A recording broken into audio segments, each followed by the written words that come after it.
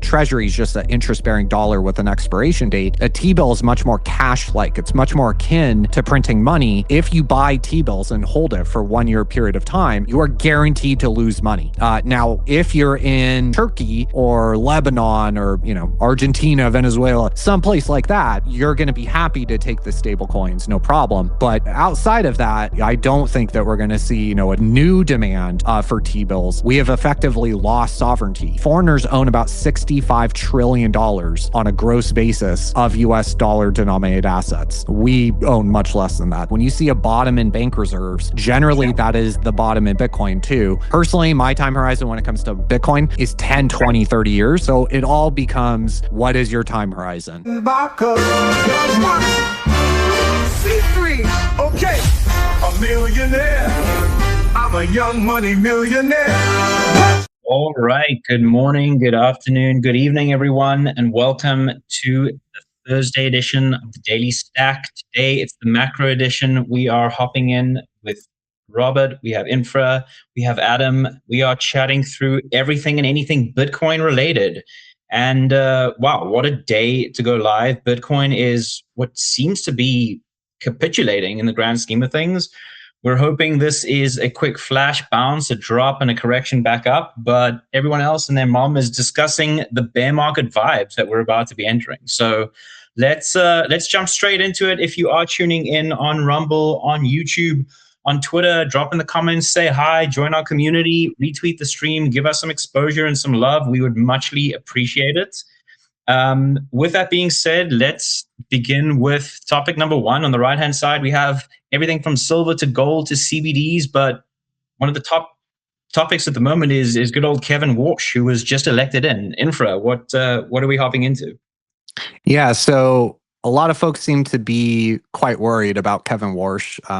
We've seen silver and gold down significantly since that announcement that it would be Kevin Warsh. I think the market was positioned probably much more for someone like Kevin Hassett than someone like Kevin Warsh, who is generally seen as more hawkish. I would say significantly more hawkish than someone like Kevin Hassett, who would have just been a tool if the administration did whatever Trump wanted. And so with Kevin Warsh, he's made statements. Obviously, he has a history at the Fed, and he's made several statements since then, after he left, that were definitely much more on the kind of Fed critic, much more hawkish sort of vibe to it. For example, one comment that a lot of people talking about, he's mentioned the balance sheet, that he would like the Fed balance sheet to be much closer to $3.5 trillion than to where it is currently at about $6.6 trillion. But he's also obviously, when it comes to interest rates, in the past, he's expressed a much more hawkish view when it comes to the overnight interest rate that the Fed controls. I think just personally that it's kind of overdone and that he will not be able to be nearly as hawkish as people are apparently quite concerned about. Here we're looking at the Fed balance sheet, and obviously a lot of folks probably in the Bitcoin world are familiar with the Fed balance sheet. This is the value of the assets that the Federal Reserve holds. But what a lot of folks don't probably know is that every dollar of assets on the balance sheet on the asset side must be offset by a liability. So technically, Fed assets are equal to liabilities plus capital. Capital is such a small component that it's not even shown here. But a liability would have to go down. If Kevin Warsh was really going to try to reduce the balance sheet from $6.6 trillion, you would have to reduce an offsetting liability as well. And I don't know where that can come from. So bank reserves right now stand at about $2.9 trillion. That is half of the monetary base. Bank reserves plus currency, which is shown here in orange. Currency, as you can tell, grows very, very steadily. No real drama when it comes to currency in circulation right now, about 2.4 trillion. Bank reserves are much more volatile. Those are the kind of base layer of money for the modern kind of fiat US system. And that is what the Fed controls. That is what the Fed prints when they engage in quantitative easing, for example, they are printing bank reserves and then using those bank reserves to buy an asset. So the bank reserves go up as the Fed prints those out of thin air. They get transferred to a bank because the Fed is buying an asset from a commercial bank. So the Fed gets an asset from the bank, and the bank gets freshly printed dollars. That is, when the Fed is engaged in quantitative easing and that sort of thing, that's what we're talking about is bank reserves. Well, that, kind of many folks would probably look at the liabilities and say, well, reduce that. You could take that down to 1 trillion or 1.9 trillion. Well, the problem here is that we've already run into issues when it comes to bank reserves. So Q2, Q3, Q4 of last year, we had issues in the repo market when bank reserves were declining quite precipitously. Here you can kind of see that little decline here. This was when the repo market really kind of got stressed, and we saw spreads start to widen. We saw SOFR start to increase. It was outside of kind of normal liquidity windows, right? Like end of quarter window dressing or tax deadline or those sort of things. We were even seeing kind of SOFR spreads starting to widen outside of those normal time periods. So there is definitely issues in the repo market. And the problem there is that the basis trade, which is a highly levered 50 to 1, 100 to 1 levered trade, that is financed in the repo market. Well, why does that matter? The basis trade is responsible for about 40%, about half of all U.S. Treasury issuance that has been purchased going back to 2022.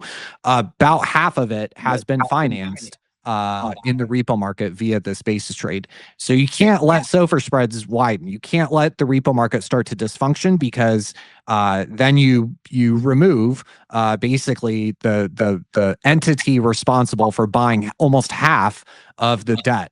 The new debt that is being issued. So they can't meaningfully reduce bank reserves because it would cause issues there. The reverse repo is empty, basically. It's at 1 billion, so nothing to reduce there.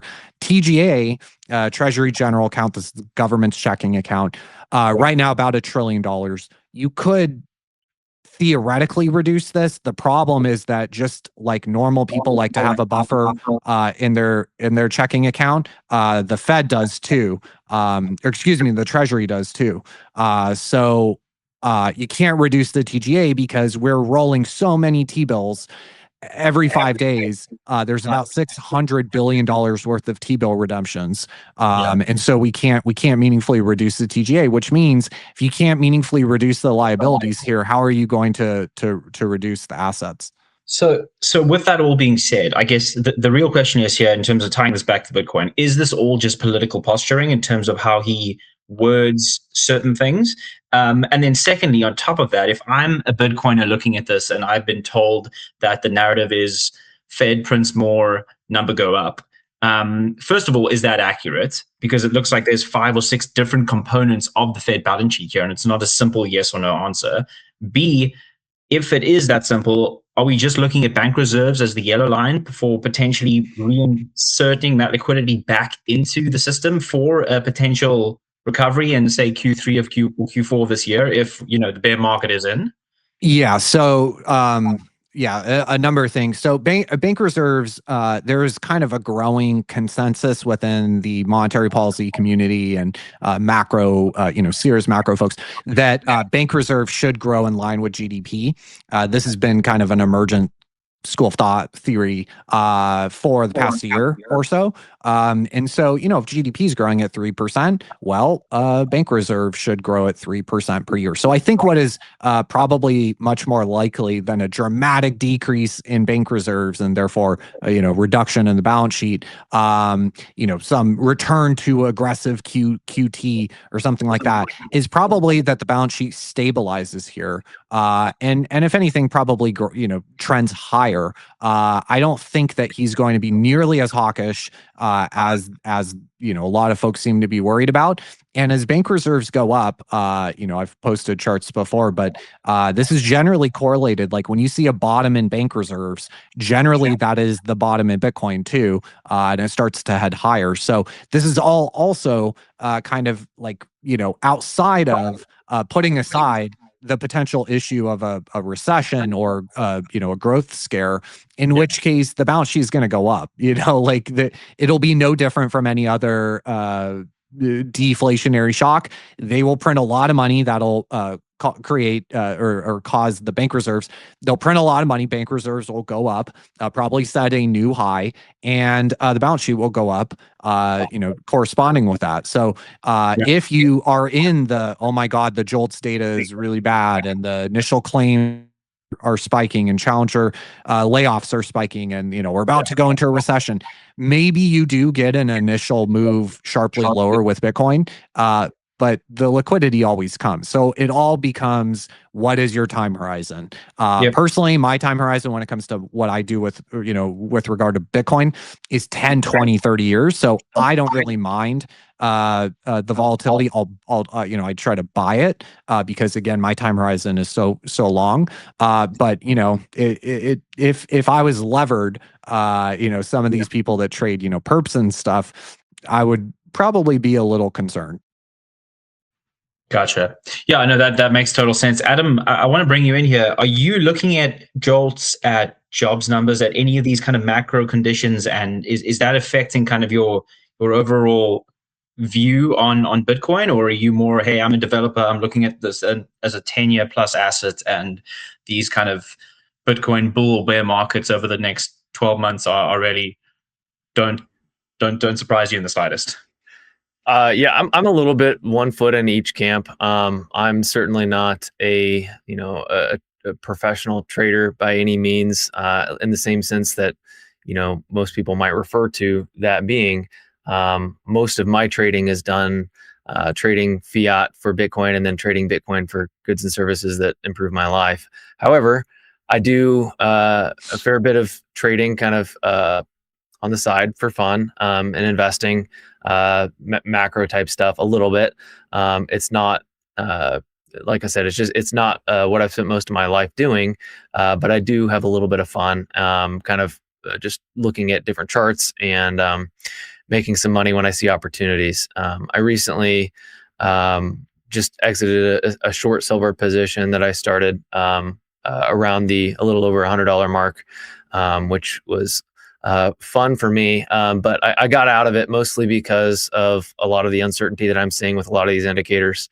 And I think there's just so much going on right now in the macro space that my personal position right now is kind of staying out of most of these markets, just because we're kind of going through unpredictable times right now.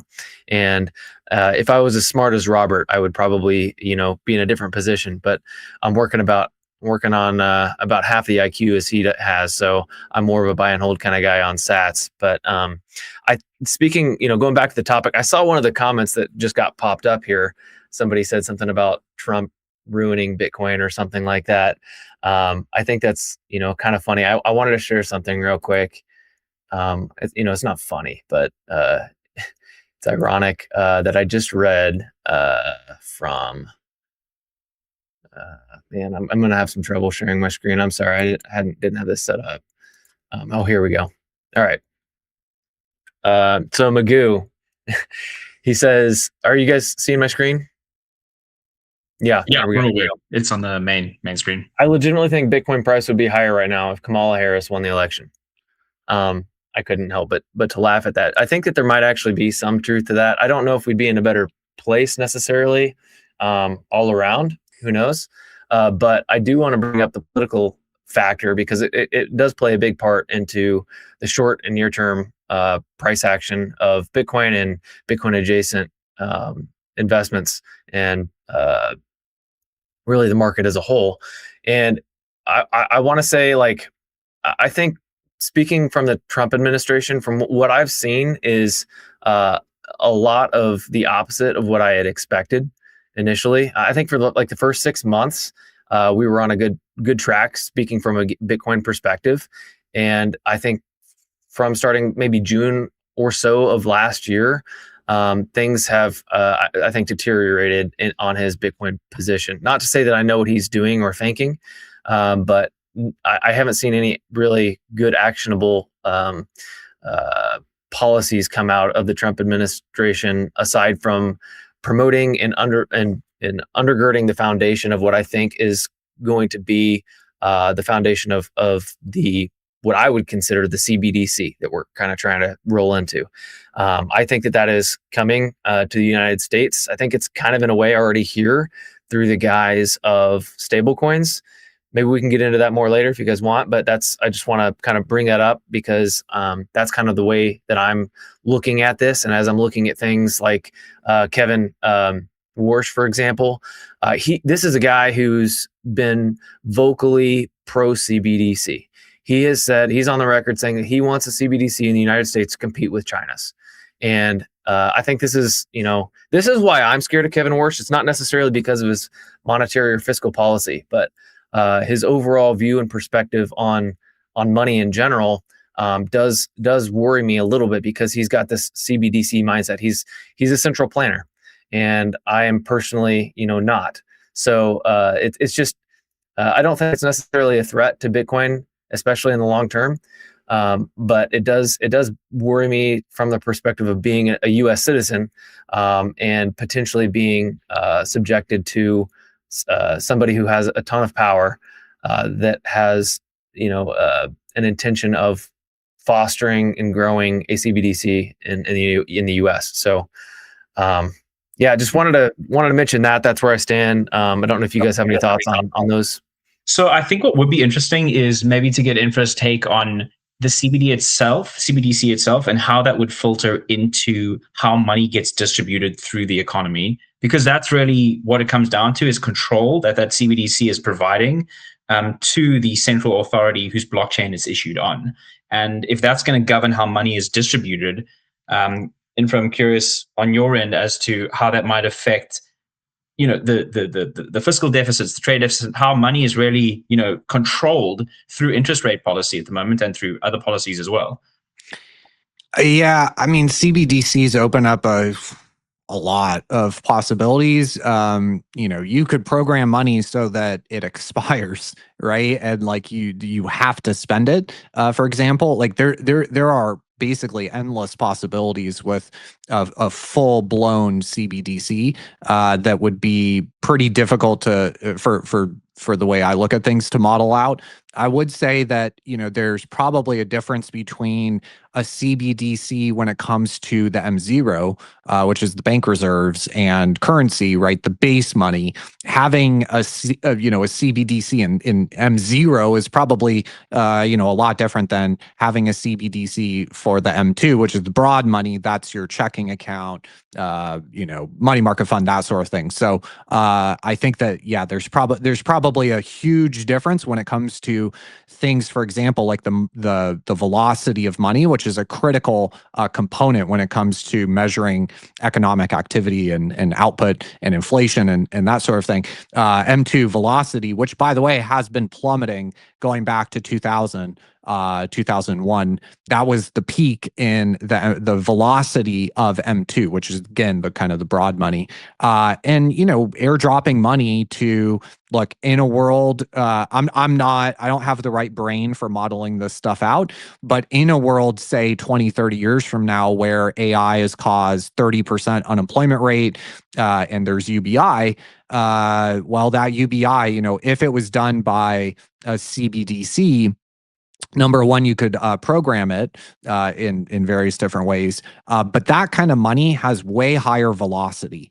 So we know the lower income cohorts have a much higher what's known as propensity to consume than the more wealthy cohorts. They save much more of their money, and so when you're airdropping I don't know, $2,000 to every single household below a certain, threshold, that money's going to have very, very high velocity. They've done stuff. I can't remember the exact figure off the top of my head, but there's a paper I read that looked at the velocity of money for the COVID stimmy checks. It was quite high. I want to say that it was above 80 cents out of every dollar got spent. So yeah, there's definitely implications. And I would say there's a pretty large distinction between, are we talking about a CBDC on the reserve or the base money level, or are we talking about a CBDC for the broad money, which is kind of a much more scary sort of prospect.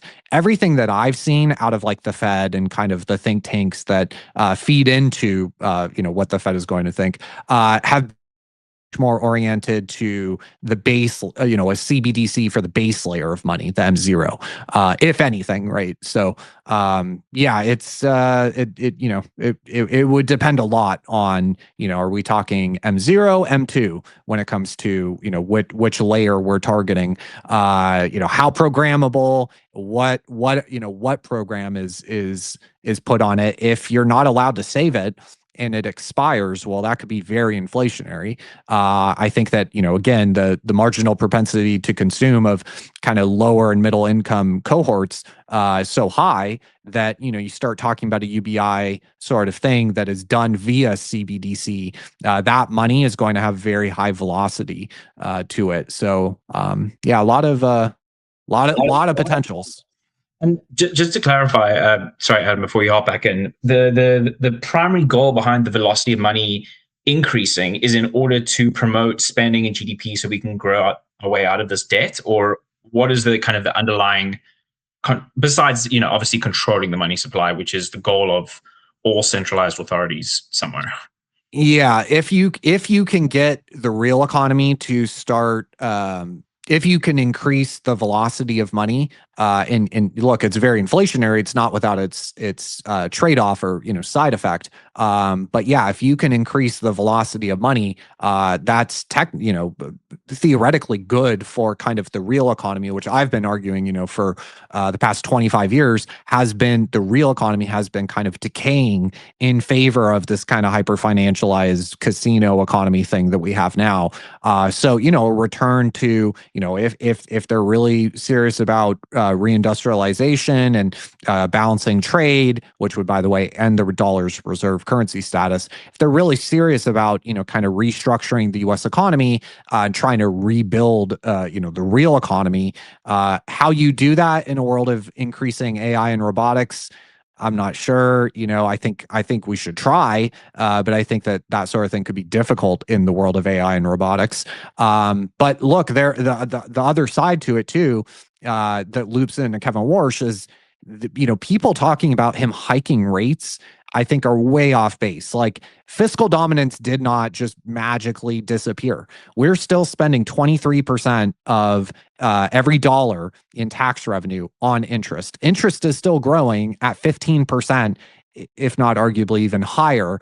The interest rate, or the interest expense, that interest outlay, 1.2 trillion per year, that is only going to grow, because right now the average interest rate on all of our marketable debt is about 3.3%. Well, the lowest point on the yield curve currently right now is the 1-year US Treasury yield. That is at 3.4. So even if we issued and refied all of our debt in the 1 year, our interest expense is still going to grow.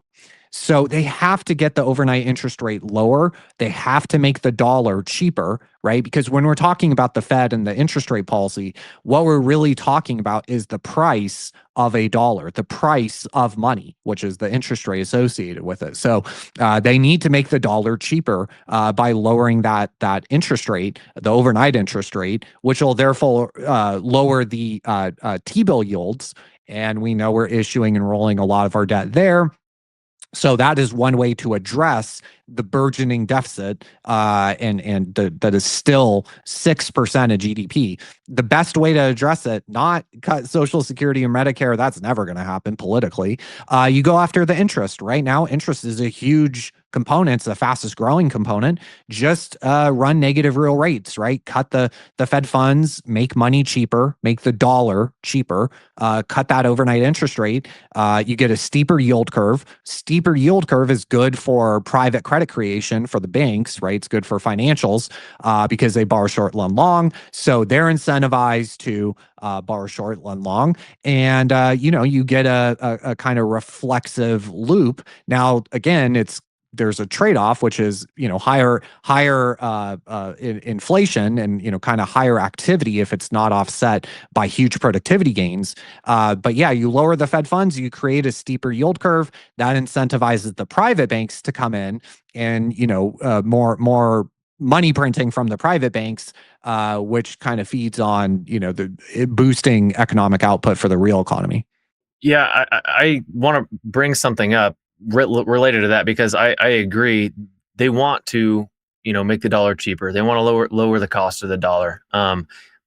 One thing that I noticed, and I haven't checked this number recently, but I saw a headline. Maybe Robert, you could correct me, or at least update me on this. But I saw that the average rate, the average yield for Treasuries was higher maybe a month or so ago than it was when they started cutting rates at the Fed.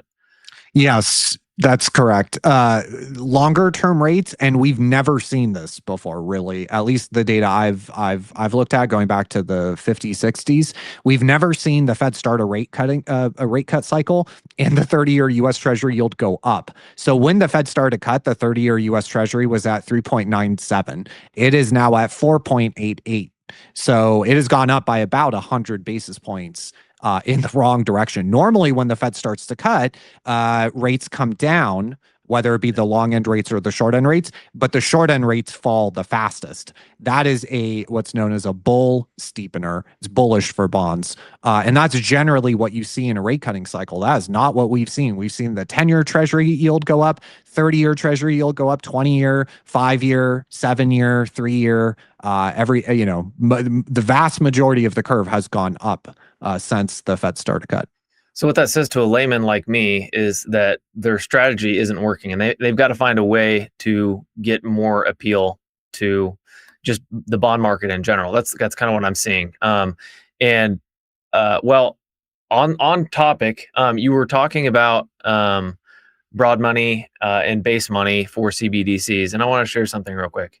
So I am making the argument that stable coins in general, and maybe even more specifically Tether, is a de facto broad money CBDC. And don't take my word for it.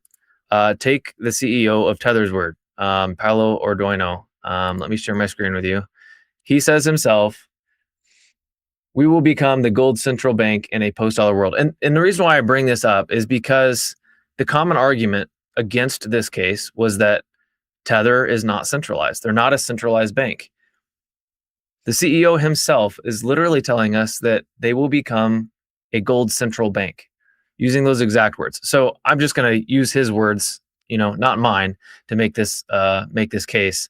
But my point is, I think it is my belief that it is, maybe we haven't crossed whatever threshold meets your particular definition of what a CBDC is. But for me, I think Tether already is a CBDC. It's already programmable. It's already controlled by the United States government.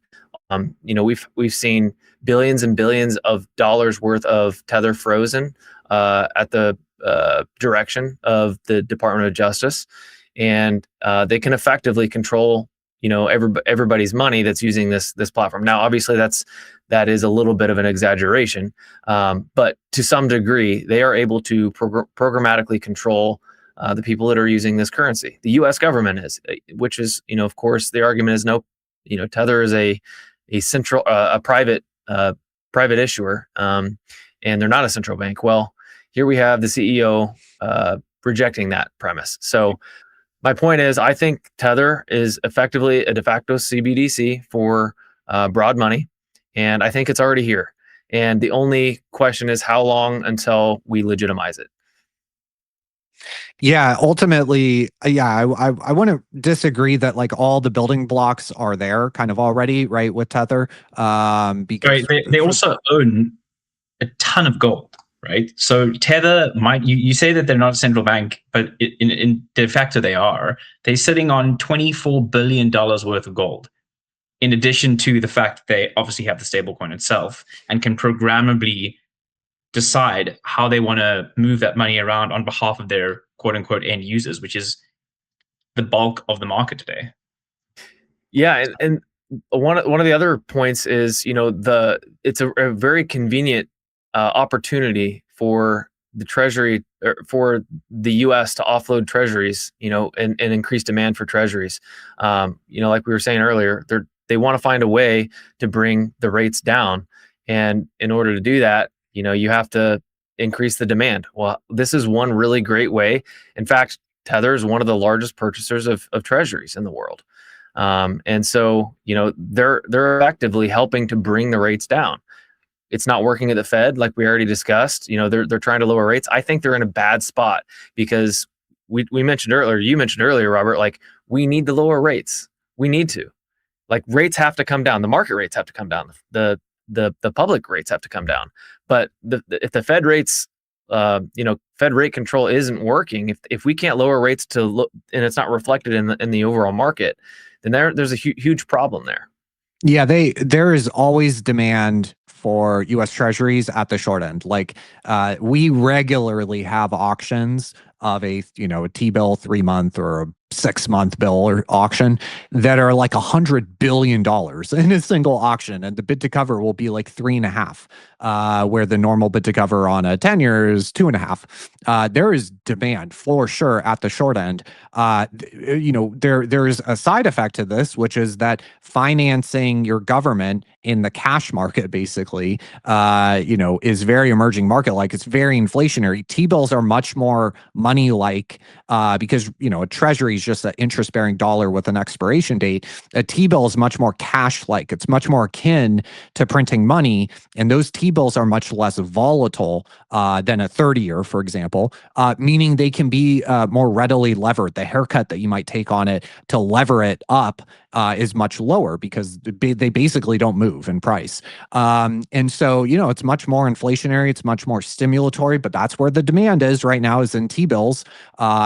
They can do it. A lot of people, hear this and they go, well, that's cheating, or they can't do that. It's like, no, they absolutely can do that. The problem is you remove the Fed's ability to be independent, because if you're rolling your debt every 1 month or 3 months, if you're the Fed, you can't hike interest rates.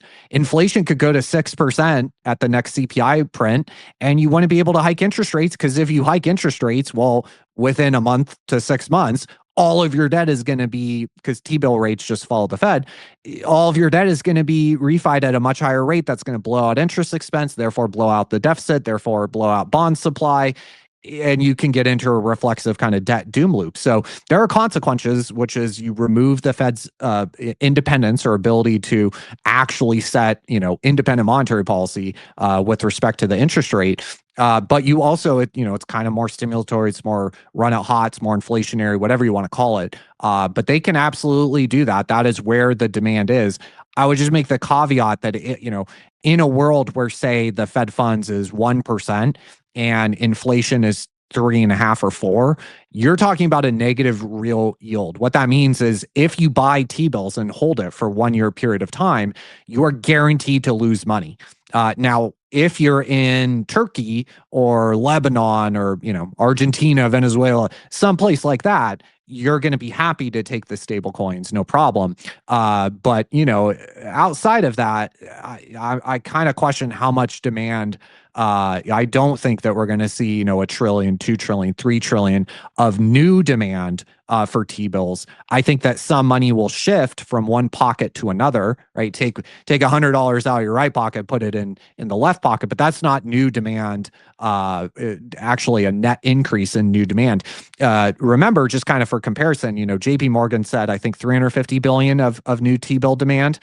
We roll every 5 days 650 billion every 5 days in T-bills. So what JP Morgan is projecting in terms of an increase, the net increase in demand for T-bills is like 2 days worth of redemptions when it comes to T-bills. So it'll increase. I just kind of question how much it'll increase when it comes to T-bills. I've got a tangential question, especially for you, Robert, real quick. Do you think that what we're seeing right now, do you think yield curve control is on the table? And if so, what would need to happen and how far out do you think that would be? It's definitely on the table. I don't think it's super close. I don't think it's a kind of an inevitability, at the present moment. We haven't really seen the long end blowout. And you compare the U.S. 30-year yield to, say, Germany, France, UK, Japan. Their long end is much more unruly than ours. Now we are kind of right up there around 4.95%. And maybe in the right sort of situation, if we start to upset the rest of the world, you could get a dislocation. You could get rates move sharply higher, just like we saw on Liberation Day, which is foreigners sold U.S. stocks, they sold the dollar, and they sold U.S. Treasuries. And we saw the 10-year U.S. Treasury yield go up by like 80 basis points in 3 days because, with a net international investment position as negative as ours is, we have effectively lost sovereignty. We can't do anything, unfortunately, with a NIP of negative 95% GDP that upsets the rest of the world because the rest of the world owns us.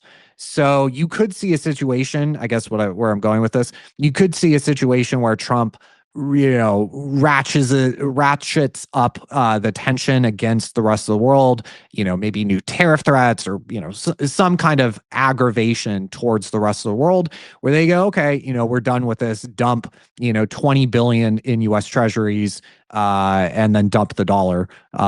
You could see a situation where the 30-year spikes, again, akin to the way it did in early April.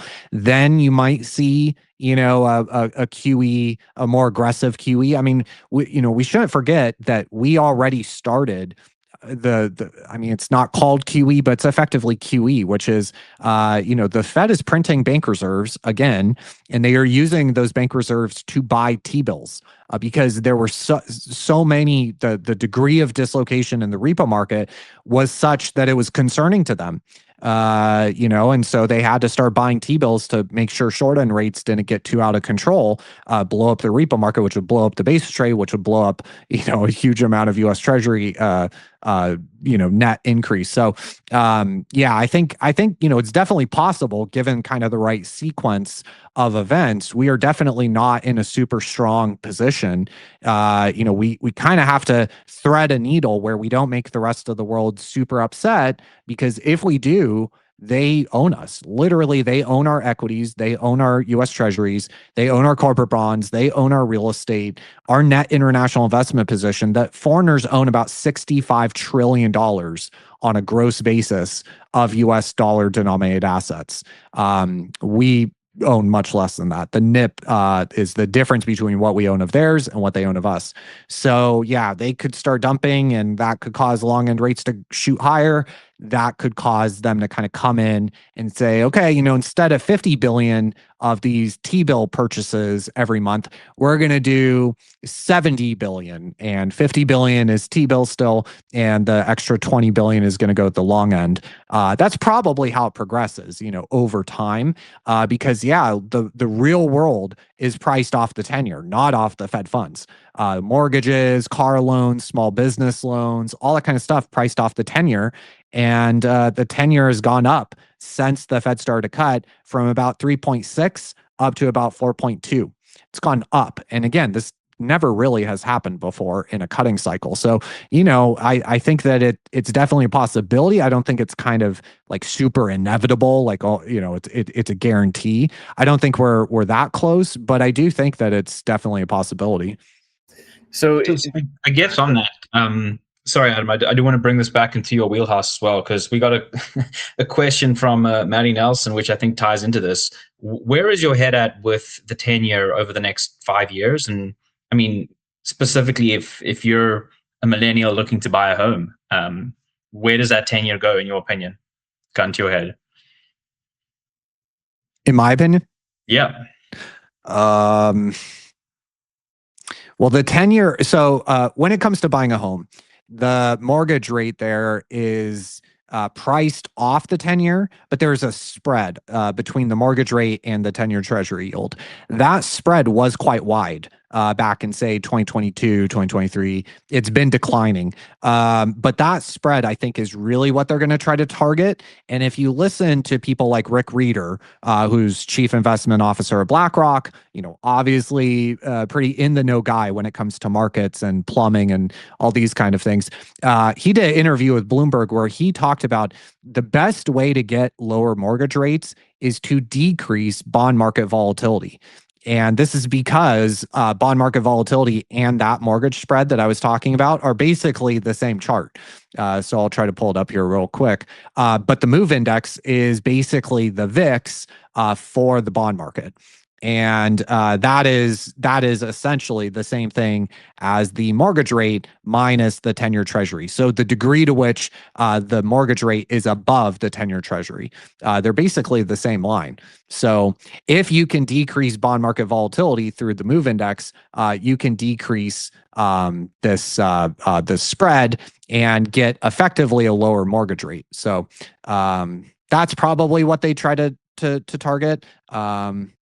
If I had to guess, they probably try to go after the spread and try to compress that spread a little bit. They might QE a little bit as well. He mentioned that with the reduction in issuance at the long end, that we kind of get more bang for our buck than we, because there's so little supply at the long end. You kind of get more bang for your buck with QE and that sort of thing. Because there's so little of the duration actually out there that, $1 of QE for the long end will get you a bigger impact.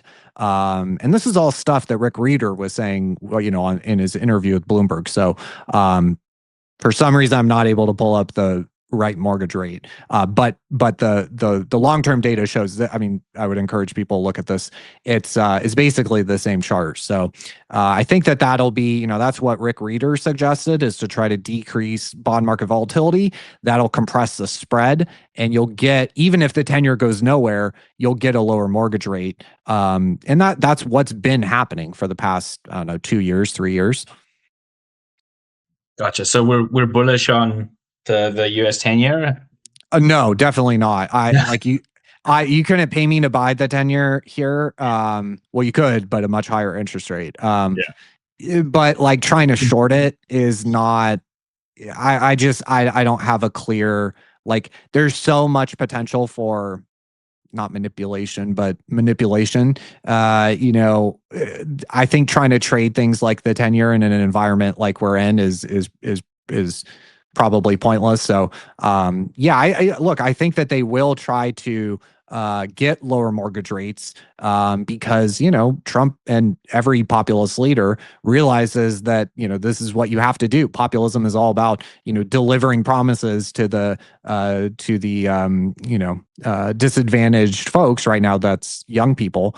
And, that we are becoming a larger and larger cohort in the voting population, and politicians are more and more, I'm realizing, even here in California, Tom Steyer is running for governor, and he's gone full-blown populist, talking about banning corporate purchases of single-family homes, lower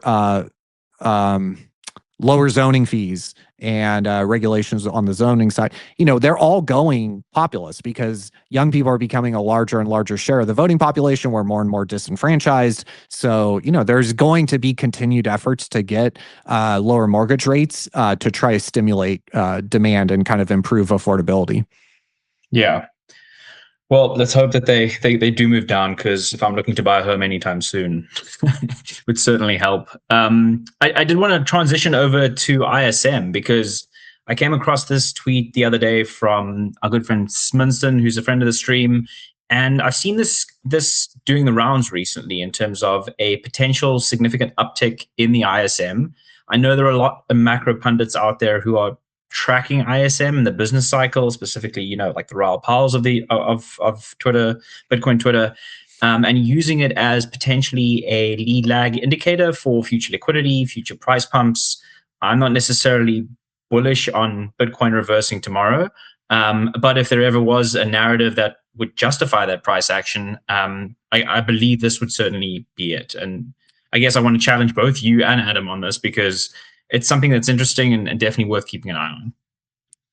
Yeah, I've been listening to Raul Paul for a while now. I think going back to like 2020, maybe back in the Real Vision days, I want to say. And he was the first one that I heard, at least, to talk about ISM in regard to Bitcoin. And I've been watching it ever since. I think that there's, here, for example, is ISM manufacturing, and 50 is kind of the baseline. When it comes to ISM PMIs, Purchasing Manager Index, it's soft data, right? It's survey data. 50 is the baseline. So anything above 50 is expansionary territory. Anything below 50 is contraction. And generally, when the ISM manufacturing crosses back above 50, right, back into expansion territory, generally that's coincided with huge bull runs in Bitcoin. And so here I've marked a couple crosses where, we went from contraction territory into expansion territory, and generally Bitcoin has benefited from that. We just got a huge pop in the ISM manufacturing PMIs. And there's also a GDP component to it as well. So here, for example, we'll look at employment PMIs, GDP offset by 2 months. So, or excuse me, 3 months. So GDP is pushed backward by 3 months, and you have the ISM PMIs. There's a pretty tight correlation to this. So what the ISM PMIs are showing can generally be a good forecast of like what GDP might be. So I think that PMIs are very useful. I've been showing them in my videos for a while now. The ability, we've seen a bit of a kind of divergence, I guess. But whether you look at ISM manufacturing PMIs or whether you look at the services side, which is obviously like way larger share of the US economy is services, not manufacturing, all of them have been pretty weak. So here is, for example, manufacturing. I'll take the GDP offset, but we can see that like employment, for example, which is the green line here, this has been in contractionary territory, arguably going back to like mid 2022, early 2022. If you look at new orders, it's kind of the same story. Going back to like early 2022, dipped into contraction, and we've flirted with these kind of breakouts into expansion territory.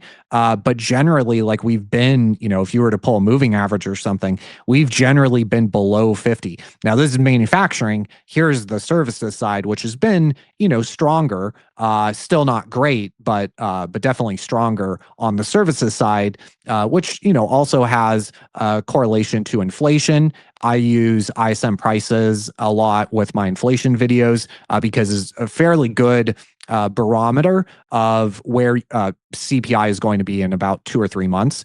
So this uptick, the sharp uptick in the prices, that has been kind of the only area of the ISMs, the PMIs, that have been in expansionary territory solidly, which is prices. So you have this inflationary component, right? Prices, whether you're looking at manufacturing or at services, prices have been firmly in expansion territory, but you have, business activity, employment, those sort of things kind of flirting with contraction, not really solidly into expansion territory. That's kind of that stagflation light sort of environment.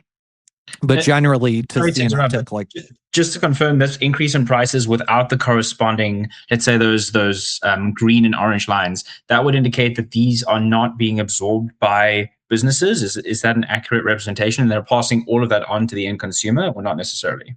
Not necessarily. So the methodology for PMIs is kind of wonky, but yeah, it's not necessarily a 1-for-1. You could, for example, after a normalization of the labor market, right, that we saw kind of over hiring in 2020, 2021, as that normalizes, employment's going to be weak, but inflationary kind of pressures can still be there. Also, there's been huge productivity gains too that we've been seeing start to show up in the productivity data. So you could get a situation where prices are productivity gains are allowing for example, lower employment readings, but not translate into end CPI.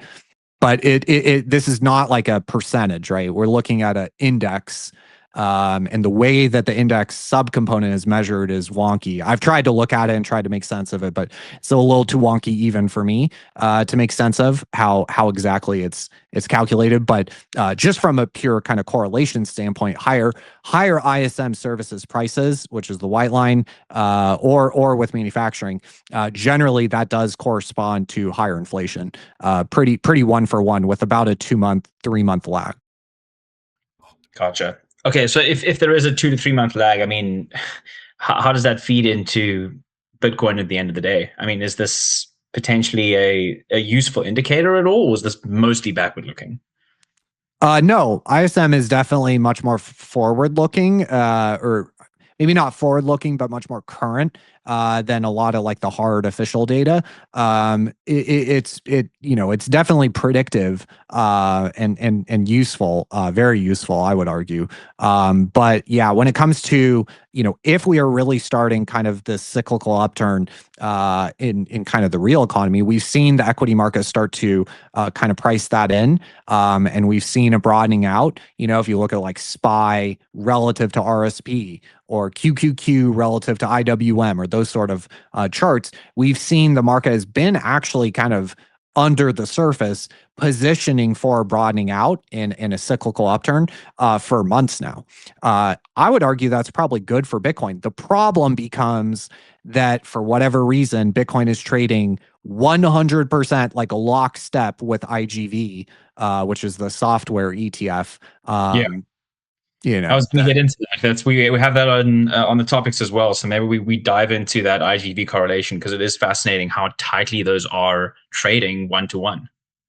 Yeah. So here is Bitcoin versus the IGV. A lot of people are obviously showing this chart now. I'll take off the short volume. That's something new.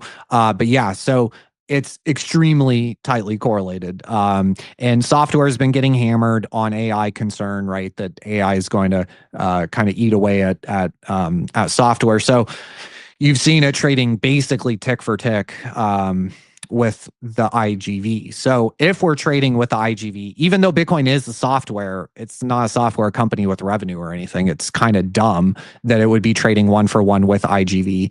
But if we are, if that's the correlation and that's how the algos are programmed, then it might make sense to look at IGV. And so I did that yesterday.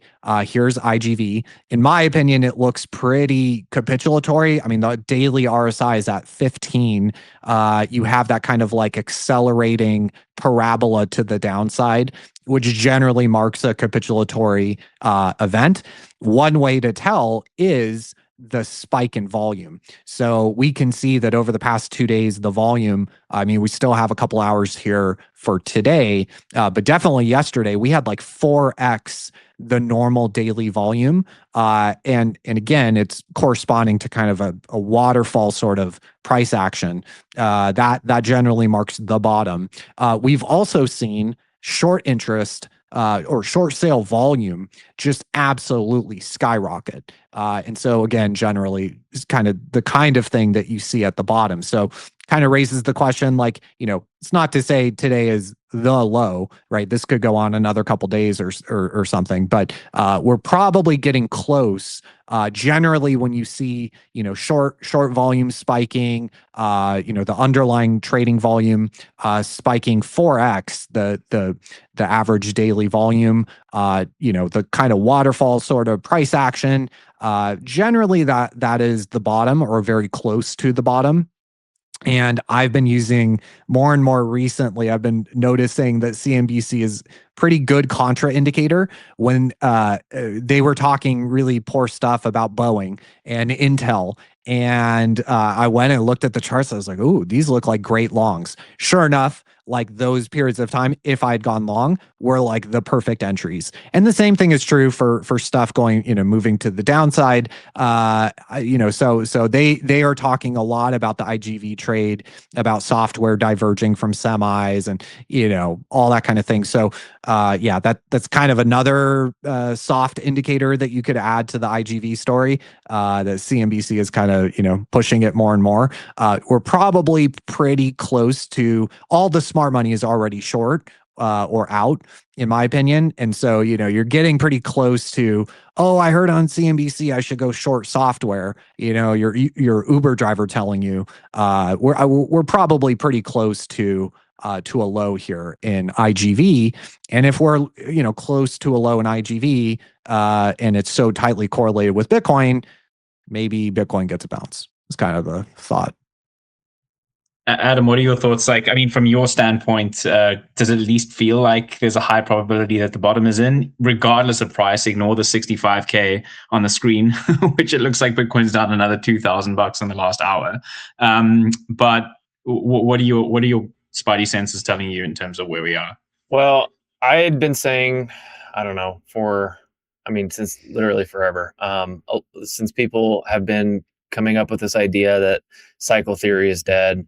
I'm actually a pretty staunch proponent of cycle theory, the 4-year Bitcoin supply cycle.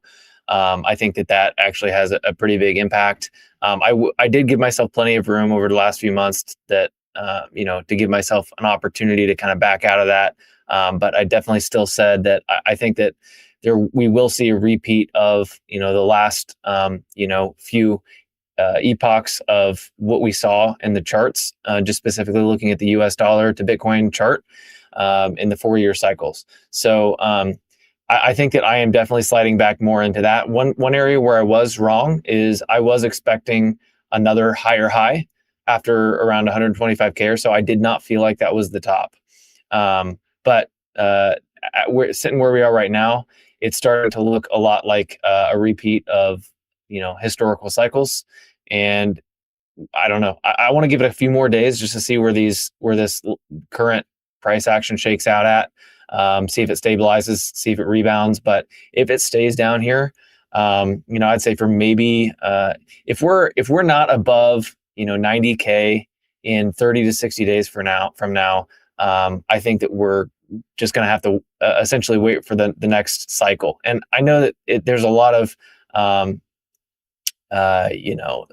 non-technical aspect to that, because the cycle, the supply cycle on a technical level doesn't have much effect anymore on the marginal price of Bitcoin, but there's a psychological component to it as well, and there's just so much history and precedent there. So I don't have much of a mathematical reason for it, but I will just say, all of my instincts tell me that this is, we're in the middle of a bear market right now. Again, I will definitely correct that thesis.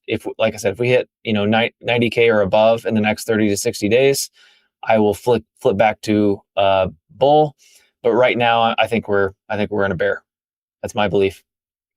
Yeah, there is one thing I quickly wanted to share. Infra, I can see that you're going through some charts in the background. But before we get there, this is from a guy called, can you see? Yeah, you should be able to see our screen. This is Zoran Cole, who I believe disappeared 3 to 6 months ago. He's got a couple 100,000 followers on X. And looking back in hindsight as to whether or not that was a top, I could not picture a more clear top indicator than a soft, pudgy penguin dancing around with Van Eyck in the background as of Q2, Q3 last year when we hit 120K. So it's easier in hindsight, obviously, to tell that the bull market had top back then. And look, there's no confirmation that it is officially not a bull market anymore, but the probabilities seem to be heavily weighted both on price and on hindsight, those clear moments as to what was or wasn't the top.